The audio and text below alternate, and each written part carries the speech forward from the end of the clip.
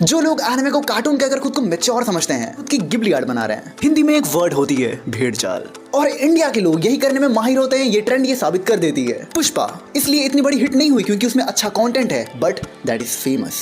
कुछ लोग comment section में अबे अच्छी है तभी तो फेमस हुई है। अच्छी तो भावेश जोशी भी थी, क्या हुआ उसका?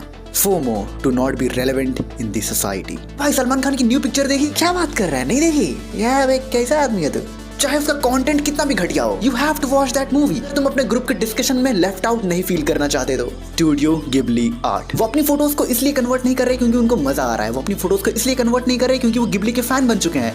वो अपनी फोटोज को इसलिए कन्वर्ट कर रहे हैं क्योंकि ये ट्रेंड कर रहा है। भाई अपनी जो वाली फोटो है उसको गिबली आर्ट में कन्वर्ट करते हैं। क्या तुझे नहीं पता गिबली आर्ट क्या होता है? अबे साले, ये तो मेन रीजन हो गई कि क्यों गिबली आर्ट लोग बना रहे हैं। मैं भाई बिजनेस माइंडेड आदमी हूँ। I see this trend as a perfect opportunity for Studio Ghibli films to be re-release in the theatres. सबसे पहले तो मूवी के ना चलने का रिस्क बहुत ज्यादा कम हो जाता है क्योंकि अब ये ट्रेंड कर रही है और स्टूडियो गिबली के नाम पर बहुत कोई मुंह उठा करके आ जाएंगे जो कि ट्रेंड को फॉलो करना चाहते हैं। और स्टूडियो गिबली की मूवीज हमें पता है कैसी हार्ट टचिंग होती है, कितनी ब्यूटीफुल स्टोरीज होती है। तो मैक्सिमम चांसेस है कि बहुत सारे लोगों को, स्पेशली लड़कियों को, ये मूवीज बहुत ज्यादा पसंद आएगी और वर्ड ऑफ माउथ, और वैसे भी लड़कियां बहुत ज्यादा बोलती है तो बहुत सारे लोग और भी आएंगे उन मूवीज को देखने के लिए, and it will set a new trend. Anime already बहुत ज्यादा फेमस हो रही है इंडिया में, like Solo Leveling, Demon Slayer, Jujutsu Kaisen, Chain अभी रिलीज होने वाली है, स्पाई एक्स फैमिली और हाईक्यू और बहुत सारी ऐसी एनिमे थिएटर में रिलीज होती है और करोड़ों कमा करके जाती है। बट अगर तुम रेशियो पे ध्यान दो, maximum animes action oriented animes है, और अगर स्टूडियो गिबली फिल्म्स ऐसे में आती है और लोगों को पसंद आती है तो एक न्यू रूट खुल जाएगा बस स्टोरी बेस्ड एनिमेज की पॉपुलर होने की इंडिया में।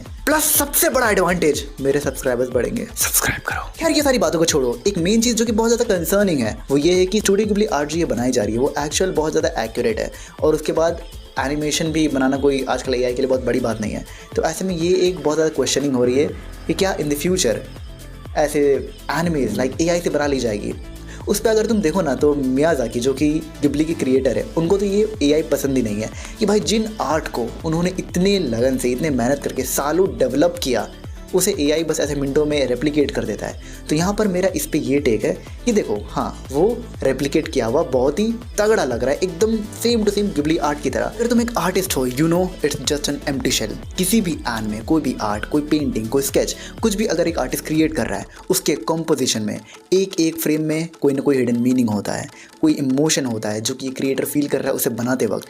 क्रिएटर जब भी कुछ बनाता है तो उसकी लाइफ की एक्सपीरियंसेस, उसकी personal feelings, heart breaks, everything जो हार्ड वर्क से उन्होंने किए हैं, स्ट्रगल्स, वो सब के सब उनके आर्ट में होता है। बट वहीं जो ये एआई बनाता है, it's just a replica, not the art. ये बस एक रेप्लिका है कि हाँ ऐसा ऐसा होता है। बट वहीं अगर तुम किसी वेल कंपोजिशन एनिमे में या फिर कोई आर्ट में देखो, स्केच में देखो, वहाँ तुम्हें इतनी सारी डिटेल्स, एक एक चीज़ का मतलब होता है। अगर बैकग्राउंड में कुछ है उसका मतलब है, अगर फोरग्राउंड में कुछ है उसका मतलब है, कंपोजिशन में कैरेक्टर कहाँ खड़ा है, सनसेट में खड़ा है, सनराइज पे खड़ा है, कहाँ पर है, किस पोजीशन पे, हर एक चीज़ का एक मीनिंग होता है। वो सारी मीनिंग्स, सारी फीलिंग्स सबके सब एआई के आर्ट में कभी नहीं आ सकते, because the AI don't have that to feel.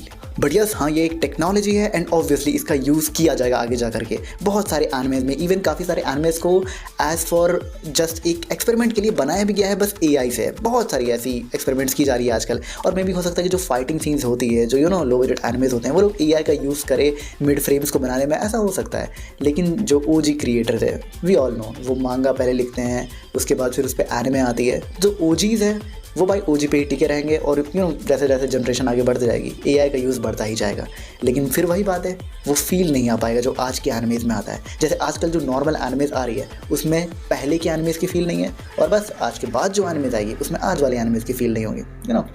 Everything just degrades by time. इन लोगों पर हंसी आती है ये भाई जो लोग कार्टून कहते थे एनिमे को, वो लोग अब अपने आप को एनिमे कैरेक्टर में बना करके खुश हो रहे हैं। वो सब तो ठीक है भाई, इनको गिबली का लिटरली मतलब नहीं पता है। मैंने एक लड़के से पूछा था गिबली क्या पता है, वो बोलता है फिल्टर, गिबली फिल्टर।